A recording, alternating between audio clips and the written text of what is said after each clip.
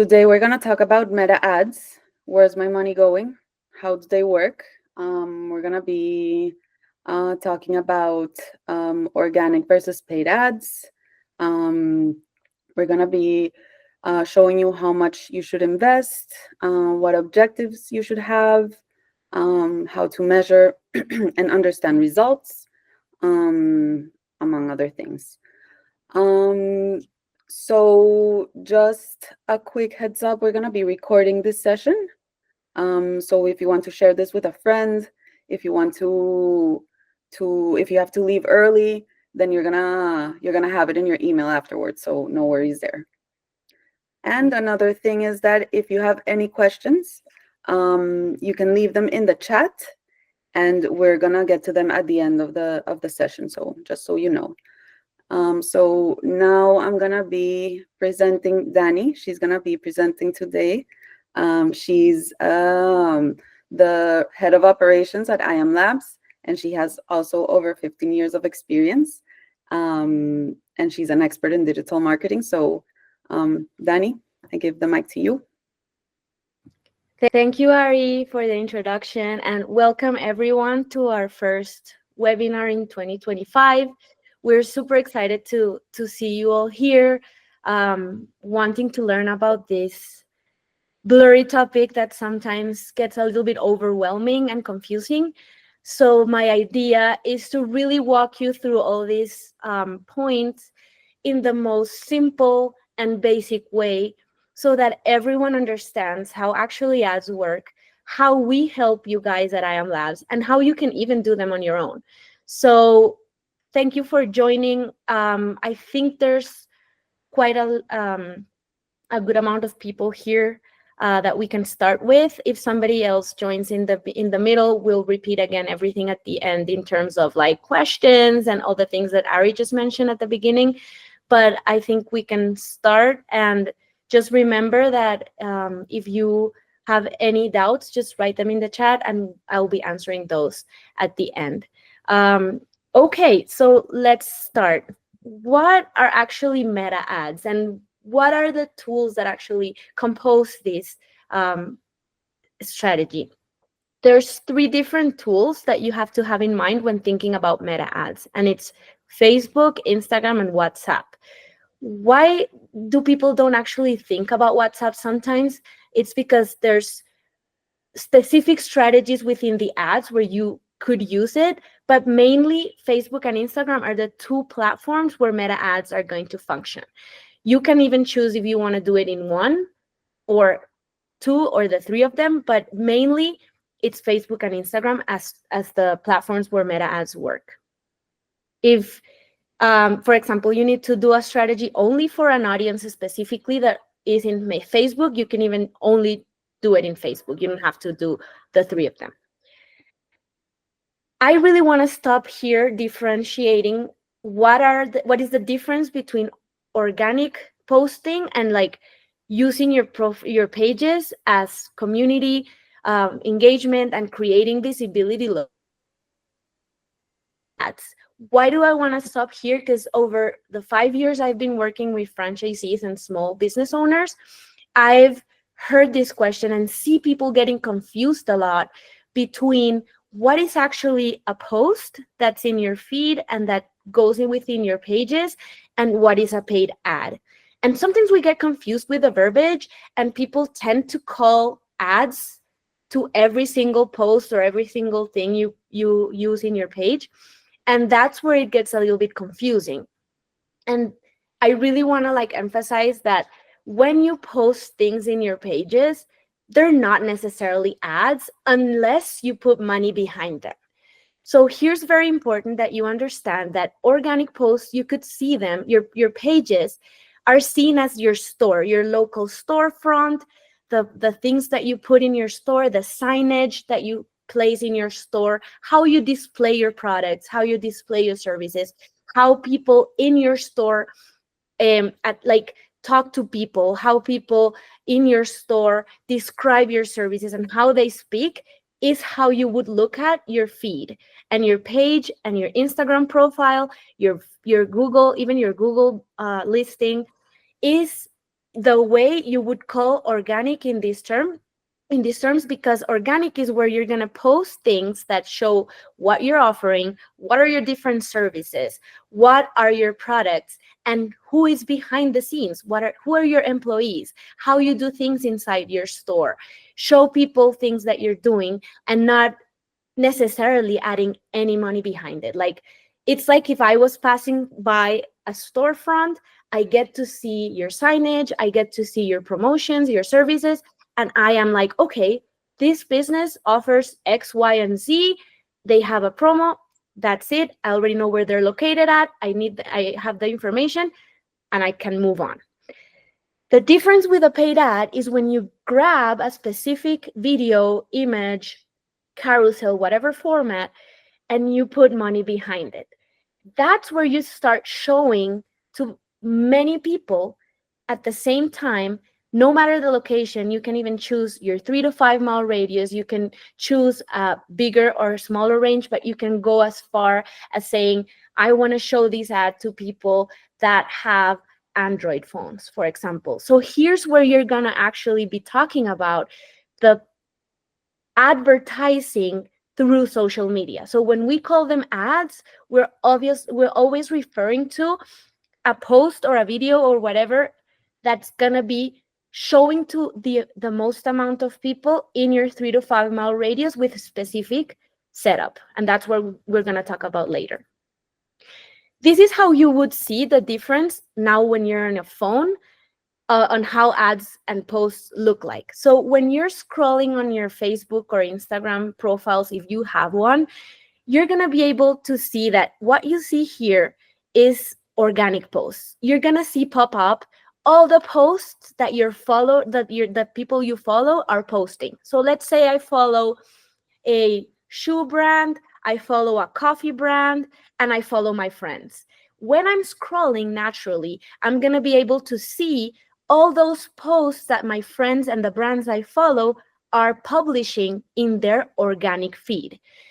I'm going to be able to like, put, share, comment, even save for later if I want to save that post, and interact with this in an organic way. This means I will only see in my feed things from the people I follow back. On the other hand, when somebody sees a paid ad, they're going to see a different display. Here's where you're going to see sponsored post come up in your feed while you're scrolling, and you'll also see a call to action button.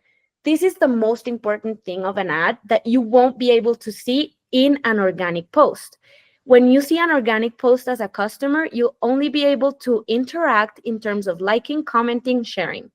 When you see an ad, you're going to be able to do other things that the business purposely put in there so that you take a specific action. In this case, it says send message. What this business wants in this case is to chat and start conversations with those potential customers that are interested in the ad.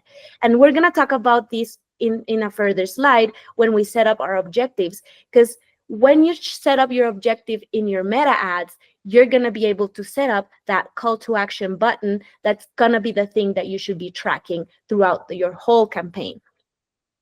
I'm going to stop here before I continue. If anyone has any questions regarding this part of differentiating ads with organic posts, pop it in the chat and I'll be able to answer those too. We're going to talk about the two different ways in which anyone can run meta ads. There's the boosting option and the meta ads manager. What is the difference between these two? Boosting is the quickest, most easy way of running ads in social. And I would like you guys to think about taking an espresso shot. When you take an espresso shot, you immediately get boosted, you get energy, it wakes you up, it gets you out there, and if you were thinking of an ad, it gets you in front of more people immediately with just one click, and like 3 and 4 setups that you easily do through the meta boosting process. It lets you choose an audience quickly. What is your zip code? What is your city? then what's your age range, demographic, general demographics, and what's the amount of money you want to spend. That's it. Super simple, super easy. And that's why it's very appealing for many business owners to go through this route, because it's easy and it's very, very quick, but you never know what's the outcome. So that's why we put this imagery of Leonardo DiCaprio just throwing away his money, because it's just throwing it through the out of the balcony without knowing what's going to happen with this money. How am I going to track this ad? How am I going to see if my ad is working? Boosting just goes out, you click and you forget about it, you go do other stuff, and then you never know if it worked, if it didn't work. Maybe it brought in customers. Maybe you were like, yeah, I boosted something and more customers came in. That's great. But there's not an actual strategy behind boosting. And that's where many people make the mistake of thinking that this is actually doing social media ads and there's no strategy behind it. So it's like just shouting, show this to somebody, anybody around me, click. That's how boosting works. Now, on the other hand, when you do things through the Meta Ads Manager, it's a different story. And I put this image here showing how the Ads Manager looks like, because I know it's very complex and it's super overwhelming to go to this platform without previous training or without even understanding some of the language, because it's very complex and it actually changes pretty much every month. Facebook and Meta changes this tool very frequently. So even people like us that know how to work these sometimes need to learn and keep learning how these work, because they are very complex. But look at Ads Manager as your personal shopper.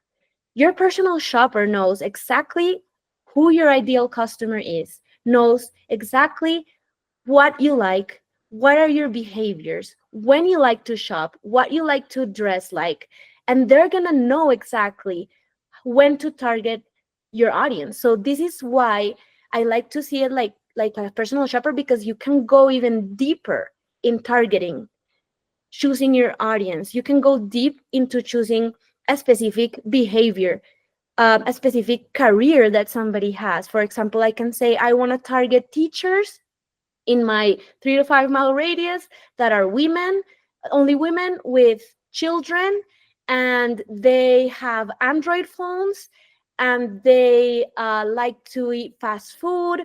Like you can go so deep that it's very precise, a very precise strategy and a very precise targeting. Let's take a look at how Meta Ads Manager looks like, so that you can have an idea of this tool. So if you go here, this is how you enter to the tool, and it has like so many buttons, so many options, so many things that obviously you get overwhelmed. But here is where the magic happens, because here's where you can actually create very, very targeted and precise campaigns that really help your business reach the goals that you have. So this is where we actually help you in imLabs to create those campaigns through this manager and not wasting your money through boosting. And if you ever have boosting budget, let us know and we can help you streamline it through the Meta Ads Manager and create better and more trackable strategies. But everyone always asks us in every meeting we have, like, how much should I actually spend here? Like, what should my budget be? What works? What is actually the recipe? But I'm going to tell you, sadly, there's no recipe at all. There's no precise step by step or like amount of money that you should use. Like, this is where everyone has a different budget, a different strategy, different goals. So first, you need to know what your social media goals are. What is it that you want to achieve with social media before even thinking about a budget?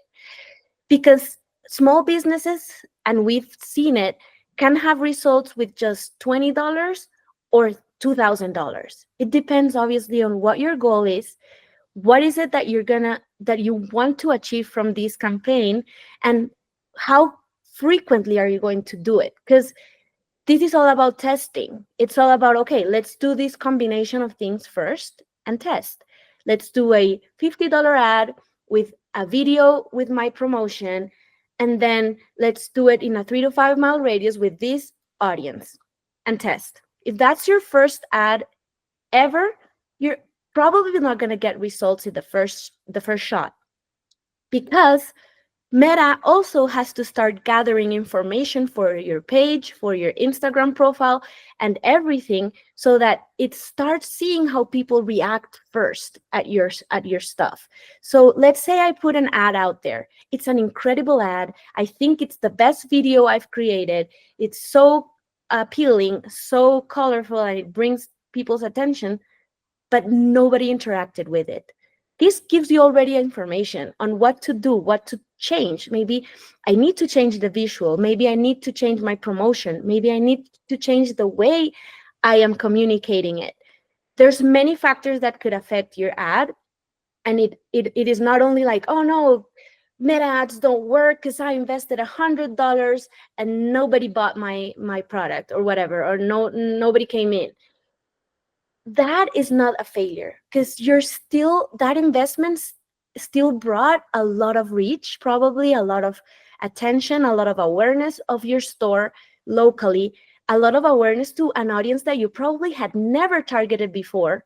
So everything is a process. The most important thing is being consistent. Never get like, don't think that like throwing the towel in the first attempt, or saying like, no, this doesn't work because I'm not seeing immediate results, because I'm not seeing, like, I spent $100 and I don't see the money that I got back from those $100, because this is something that has to be consistent. You have to do many ads to understand your audience, to see how your online audience behaves, what's working for them, what's actually triggering them to take action, and also not making mistakes in thinking that you want X outcome, but you're doing an ad towards another objective, which is something I'm going to talk about today, which is the biggest mistake that small business owners make when doing social media ads. So as a conclusion, there's no magical recipe, and there's no like, you have to spend X amount daily or you have to spend X amount monthly to be successful. No, you have to understand what works for your store, what works for your social media audience, and stick to that and improve it with time and with a strategy. Okay, now we're going to talk about objectives, because I've been mentioning this throughout the presentation, and it's very important because Facebook Meta Ads gives you different objectives to choose from when you set up your ads. And these objectives have to really, really match your business goals. So if my goal for the month of March is to increase followers and build up stronger community and have more people know that I'm in social and really bring in people to my profile, I should be choosing the correct objectives that drives people to follow my business. I shouldn't be choosing an objective of traffic or leads or conversions if I'm thinking about bringing in followers. So this is where people sometimes get very lost, because they do, for example, a reach ad, an awareness ad, and they wanted followers. So obviously the outcome is not going to be followers. It's going to be a lot of awareness, a lot of reach, a lot of people seeing your advertising and seeing your promotion and seeing that you're there, that you're near them as a local store. But it won't bring you followers because that's not what you set it up for. So that's very important. These are the different objectives that Facebook Meta Ads provides to choose from. So you really have to be consistent and use the right objective for the right visual also, and for the right strategy. What if my visual says 20% off fruits during March, and then I want people to follow me? So it doesn't match what I'm saying in my advertising with the objective I chose. So if I really want followers, my visual should be incentivizing people to follow my store. How? So I have to make something interesting for people to even come to my profile and follow me back. So everything has to follow a coherent strategy for the objective that you choose your ad to have. For example, a leads objective could be very useful for somebody that really wants to bring in quality leads that are interested in something, and then your sales team or your manager or yourself could track those leads and like close the sale. That's another strategy. Another one could be engagement, and that's the one I wanted to show you as an example today. Because sometimes you think, what does engagement bring? That's stupid. Why do I want people liking my post if that's not selling? Well, sometimes engagement drives traffic and sales. When you think about a creative strategy, like this one we did for a store, they wanted to really promote their $7 meal. They really wanted to sell this and really bring people to this service, to this product. What did we do? We thought about a trend, something that was trending in that moment, which was this dancing. I'm going to show it to you. This little capybara. It was trending a lot. This was like everywhere: TikTok, Instagram, um, Twitter, everywhere. So what we did was we crafted a little idea of showing this trending little animal with promoting the $7 meal. And what was the outcome? A lot of people felt identified. They felt it was funny. They felt it was connecting. They felt connected. And everyone started participating in just commenting things like, I'm literally just opening Facebook and I'm literally in the parking lot. Jesus Christ, this is funny. Whoever made this is a genius. On my way. So these people were even like driven to Dairy Queen to buy the $7 meal because they felt this was appealing for them.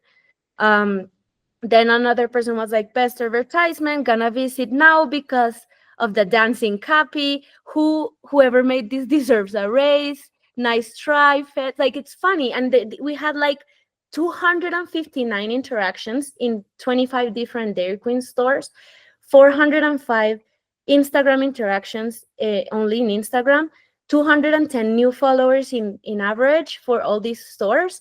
And there was a significant increase in foot traffic and $7 meal sales.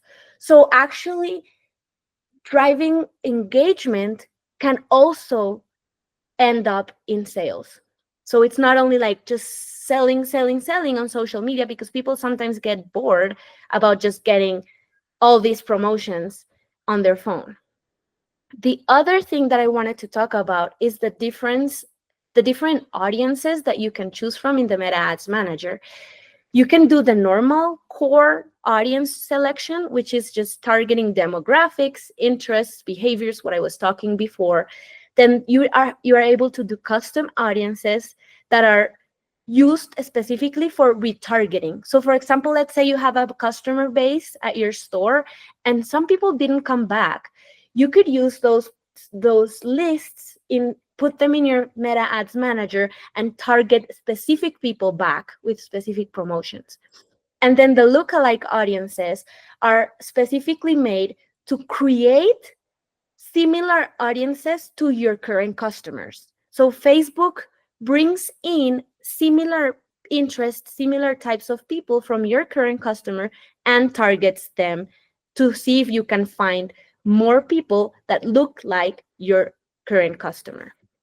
This is also something that is very interesting that you guys see, because you can go as deep as, I'm going to just show it quickly because it's very complex, but you can, when you are in your audience control, you can go super deep into choosing a specific location in a map, like here. So let's say we just chose the location where our company is located in Washington. You can choose the range of miles that you want to target. For example, 5 miles. Sorry, it's not letting me do less because of the objective I chose. But okay, let's say you can choose less miles. You can drop a pin and say, I also want to target this other city with 10 miles around it, and so far. You can even choose specific places, zip codes, neighborhoods, whatever. Then you're going to be able to see what is the age range that you want to choose. So you can go all the ages that you want. You can exclude audiences. For example, you can say, don't show it to students. I don't know, something like that. You can choose the language of the people you want to target. And there's many other things that you can do in here in terms of interests, behaviors, so far. So there's a lot to do that can always optimize your ads even more. And obviously, the more budget you use, the better the results with this, because the more specific you go, the more expensive the ads will be.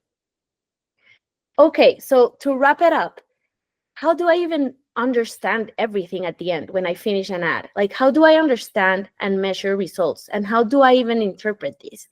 Well, as I was saying before, the most important thing is to never commit the mistake I said, which was have a business goal and then choose an objective that doesn't match that business goal. So that's the biggest mistake. Like, if my business goal is to sell more fruits and have people come in for my special strawberries this week, I shouldn't be choosing an objective of followers, for example, or traffic to my mini site if I'm not even selling those strawberries online. So I have to be very, very careful with the objective I choose and what is my goal. And that's where you should be looking at your results. So this is a small example. This would be the results of a traffic campaign, and this will be the results of a leads campaign. So if I did a traffic campaign and I wanted people to go to my landing page and take some action in there, I need to measure link clicks. That's what I need to be looking at. I shouldn't be looking at followers. I shouldn't be looking at leads. I shouldn't be looking at reach, or even like how many people liked it. I'm looking at traffic, so I should be looking how many people actually clicked and went to my site to see whatever I wanted to show them there. So that's how I should analyze my results, and also how much that click is costing me. Because if it's more than $1, something's wrong. Like, I need to see why people are not clicking on my ad. So I need to optimize it. In a leads campaign, I should be looking at the lead conversions that I actually got from the investment. So, and also it's telling me how much this lead is costing me. So if this lead is costing $27 and I converted this lead and they invested in my store $200, I can make all the math to know how much actually was, if it was a good investment or not. So analyzing your results should be always matching the objectives and everything you did in your setup and matching your store goals. Is all this worth it? Like, do this work? Do this actually bring in business? Yes, they do. And we have one very simple example of a customer that was boosting like crazy before joining our program. He was getting results, but he didn't even know how to track those. He didn't even know where they were coming from. He was having, in average, 46,000 reach during 3 months. 9 followers came in and 9,000 page views. But when he gave us that budget that he was using when boosting, gave it to us, we organized his strategy. We did it through the Facebook Ads Manager, Meta Ads Manager. We started increasing these results in 3 months.